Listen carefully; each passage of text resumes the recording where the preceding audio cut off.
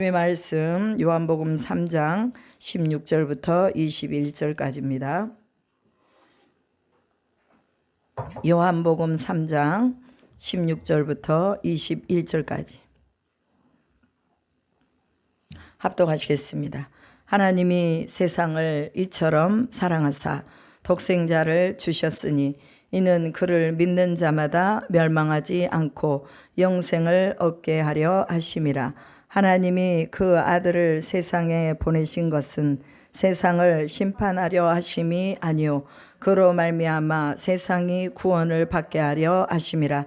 그를 믿는 자는 심판을 받지 아니하는 것이요 믿지 아니하는 자는 하나님의 독생자의 이름을 믿지 아니하므로 벌써 심판을 받은 것이니라. 그 정죄는 이것이니 곧 빛이 세상에 왔으되 사람들이 자기 행위가 악함으로 빛보다 어둠을 더 사랑한 것이니라. 악을 행하는 자마다 빛을 미워하여 빛으로 오지 아니하나니 이는 그 행위가 드러날까 하며 진리를 따르는 자는 빛으로 오나니 이는 그 행위가 하나님 안에서 행한 것임을 나타내려 함이라 하시니라. 아멘. 하나님의 백성들은 하나님의 말씀에 귀를 기울입니다. 그러나 하나님의 백성이 아닌 사람들은 하나님의 말씀을 외면하고 아무것도 아닌 것으로 치부를 해버립니다. 오늘날 왜 기독교를 한물 간 것으로 생각하느냐?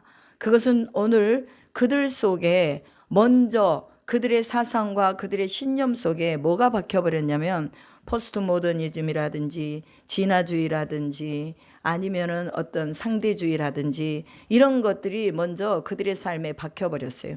그러면 우리가 그들의 삶에 있는 그릇된 정말 기독교를 한물 간 것으로 생각하고 하나님을 외면하고 있는 그들 가운데 우리가 다시 돌이킬 수 있는 것은 복음밖에 없습니다. 예수 보혈의 십자가밖에 없어요. 십자가 외에는 그 어떤 것도 저들의 사상과 저들의 그 문화 속에 묻어 있는 것들을 빼어낼 수가 없다는 거예요.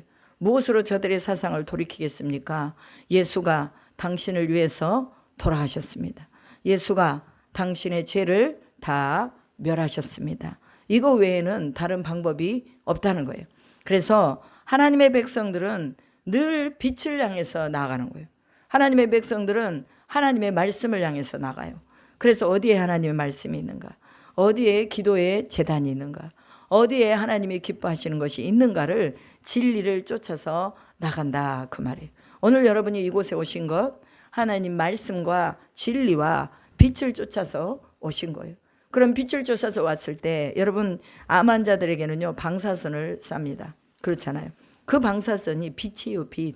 어느 빛으로 인해서 그 속에 있는 몸의 균을 태워버리는 거죠. 그러면 하나님의 말씀이 빛이요 하나님의 말씀이 생명이라 했으니 그 말씀과 빛이 사람 속에 들어오면 우리 속에 있는 어두움을 태워버리는 거예요. 우리 안에 있는 질병도 태워버리는 거예요. 그래서 기도하다가 고침받았다고 하는 사람들 너무나 많아요. 암으로 이제 2개월밖에 살지 못합니다. 그랬는데 지금까지 살아있는 사람들도 있어요. 왜? 그들은 하나님의 빛의 쪼임을 받았기 때문에 살고 있는 것입니다. 오늘 저도 마찬가지고 여러분도 마찬가지예요. 이미 우리는 어떤 상황 속에서 이 세상에 존재하지 않을 수 있는 그런 어떤 위험한 요소들이 많았습니다. 그럼에도 하나님이 오늘 우리의 생명을 살리셔서 우리로 하여금 또 살게 하시니 우리가 이렇게 살아서 하나님의 말씀을 나누는 거예요. 그래서 시편에 보면은요, 내가 살아서 주의 아름다움을 증거하리라 라는 말씀이 있어요. 오늘도 우리가 살아서 뭐 할 것이냐? 하나님의 아름다운 것을 증거해야 되는 것입니다. 생명을 증거하는 것이죠. 세상에 자기 행위가 악하기 때문에 빛보다 어둠을 더 사랑한다고 말합니다. 즉 악으로 덮여 있는 사람은 그 악이 자기를 존재하게 하고 그 악이 자기를 끌고 가기 때문에 선한 것들을 밀어내게 하는 거예요. 오늘 우리 속에서 하나님이 우리에게 선함을 주셨어요. 그 선함을 가지고 우리는 악을 뭐 해야 돼요? 이겨야 되는 거예요. 우리가 가지고 있는 믿음의 손으로 악을 이겨야 돼요. 그리고 우리 속에 있는 빛의 역사로 이 악을 물리쳐야 된다 그 말이에요. 저희가 2023년 1월 달에 기도 제목을 다 받았어요. 우리가 이제 중보 기도자들 연합적인 방들이 있는데 그 방에서 기도 제목을 주세요. 그러면 우리가 함께 기도하겠습니다 했더니 47명인가 기도 제목을 주셨어요. 그래가지고 이제 47명이 같이 기도를 했는데, 그 외에도 이제 뭐 중보기도 동역자방이라든지 방들이 제가 다 만들어져 갖고 있으니까 거기서도 그분들이 또 나름대로 기도를 하고 계셔요. 그래서 올해가 가기 전에 우리가 기도자들이 함께 모여서 전리품을 나누는, 그러니까 전리품 나눔 행사, 축제를 한번 해봐야 되겠다 이런 생각을 했는데, 제가 뭐 여러 가지 뭐 이런저런 일들이 많다 보니 올해는 할 수 있을까 그랬는데, 우리 이정아 간사님이 그냥 하세요. 그냥 우리 있는 이대로라도 한번 해보시죠 이러더라고요. 그래서 그럽시다. 그래서 이제 간사님이 또 이렇게 앱으로 해서 이제 그 스케줄 나와 있는 것을 만들고, 그 다음에 제가 이제 또 그 내용을 쓰고 해서 올려놨어요. 몇 명이 올지는 모르겠지만, 그러나 하나님께서 역사하셔서 저희 중보기도자들이 뭐 국내뿐만이 아니라 해외에도 있습니다. 필리핀이라든지 뭐 베트남, 또 여러 지역 가운데 터키까지도 있는데요. 그런 지역 가운데 있기 때문에 그분들이 오시지 못해도 우리가 함께 나누는 것을 보고 은혜를 받으실 수 있기 때문에 다 모이세요 하고 이제 앱으로 초청장을 다 보내놨어요. 어제 저녁에 어떤 분한테 전화가 왔어요. 그분이 이제 저희 선교지로 왔다 가신 분인데, 그분이 전화 오기를 그 전리품 나눔이 뭐래요? 물어보는 거야. 그래서 우리가 중보기도 하면서 은혜 나누고, 또 함께 했던 그런 거 하나님이 어떻게 역사하시는지 은혜 나누고 앞으로 이제 비전을 나누는 그런 시간입니다. 그랬더니 그래요? 그러면 그 시간에 한번 자기가 이제 그 어느 단체를 통해서 물품이 들어온대요. 물품이 들어오는데 1,000만 원어치의 물품을 10만 원에 가져올 수 있다는 거야. 그러니까 이제 그 어떤 운송비 쪽으로 해가지고 그냥 10만 원만 주면 교회라든지 이런 사회단체라든지 이런 데에 1,000만 원 정도의 물품을 이제 보내준다는 거. 그러면서 우리가 이제 전리품 나눔 축제를 하니까 그때 한번 보내보면 어떠겠냐 그러셔서, 아니 가져올 수만 있으면 가져오면 좋지요. 그랬더니 물건이 뭐냐 물어보니까 뭐 화장품도 있고 가정에서 쓰는 뭐 물티슈부터 해가지고 애들 장난감 뭐 여러 가지가 있대요.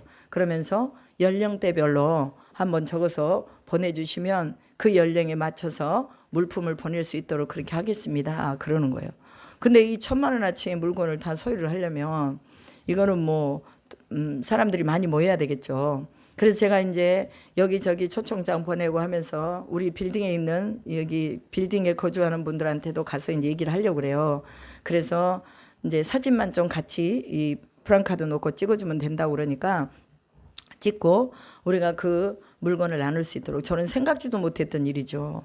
어떻게 1,000만 원어치의 물건을 받을 수가 있겠어요.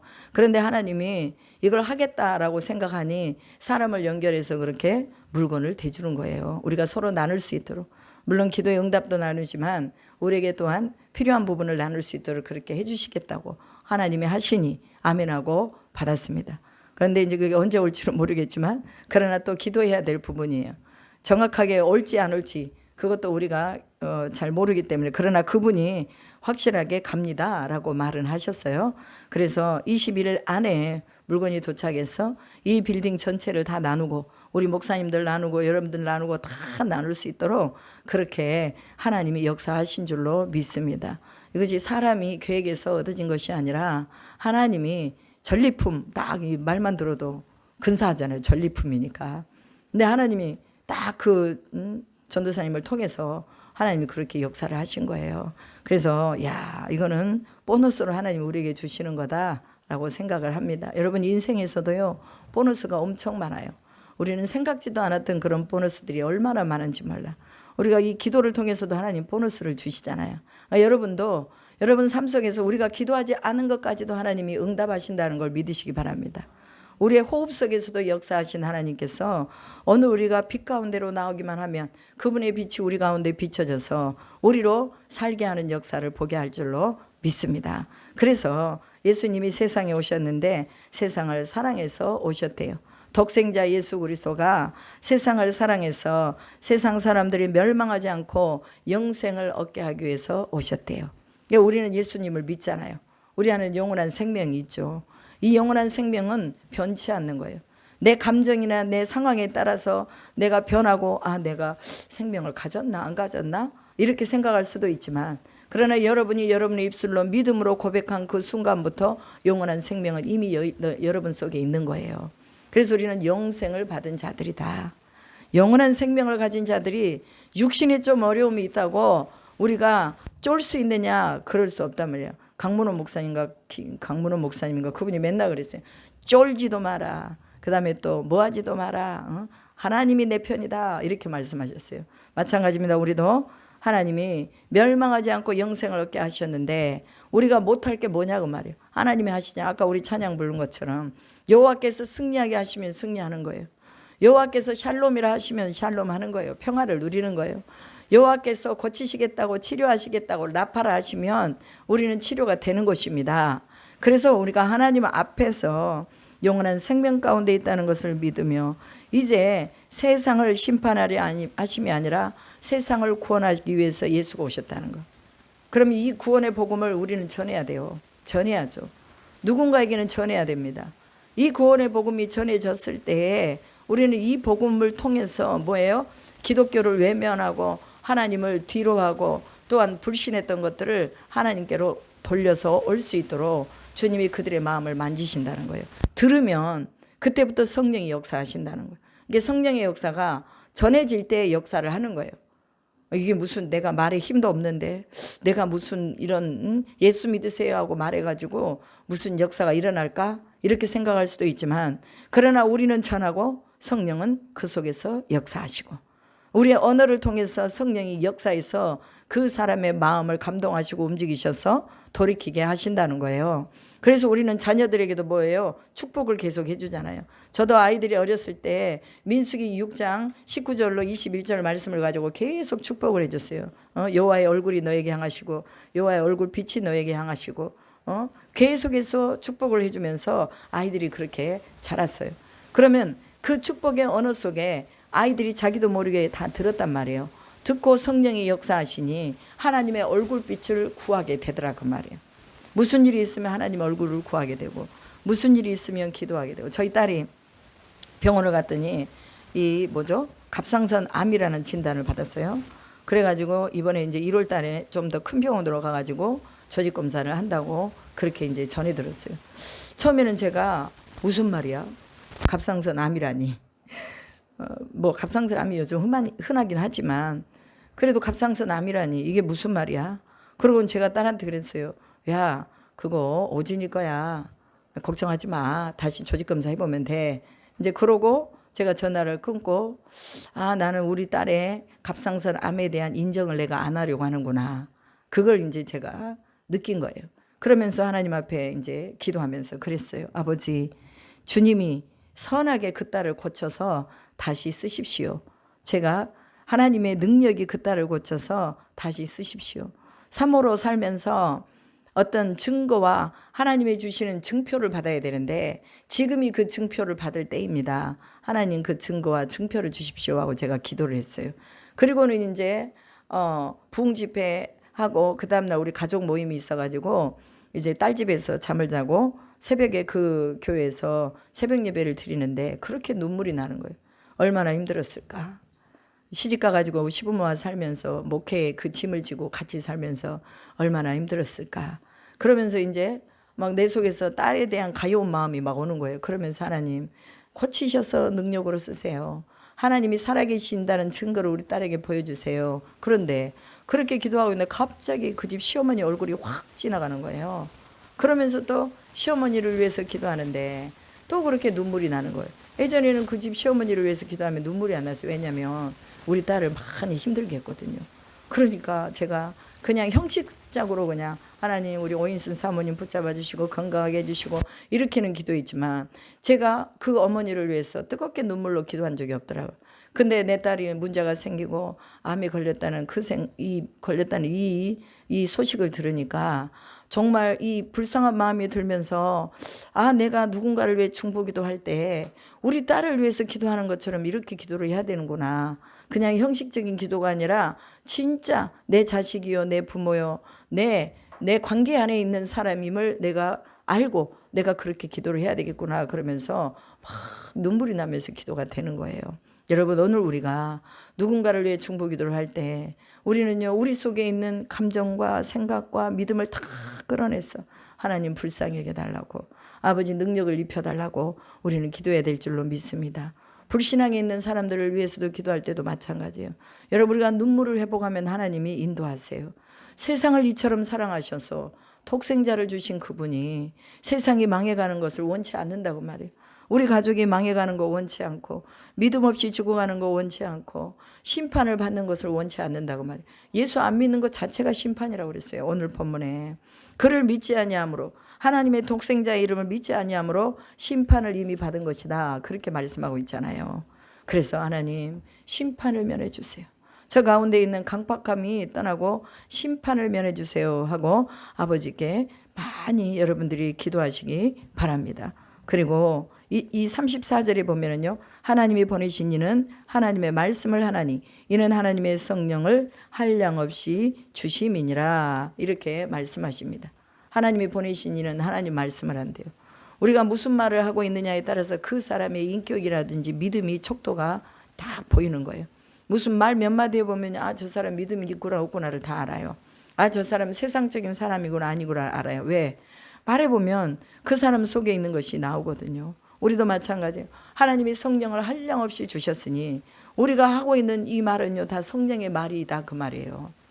저희 아들이 장례식장에서 저희 시아버지가 돌아가셨는데 아들 아는 지인이 왔어요.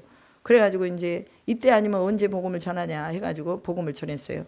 그랬더니 저희 아들이 여기는 장례식장이지 복음 전하는 데가 아니다, 그러니 이분을 존중해 줘라 이러더라고요.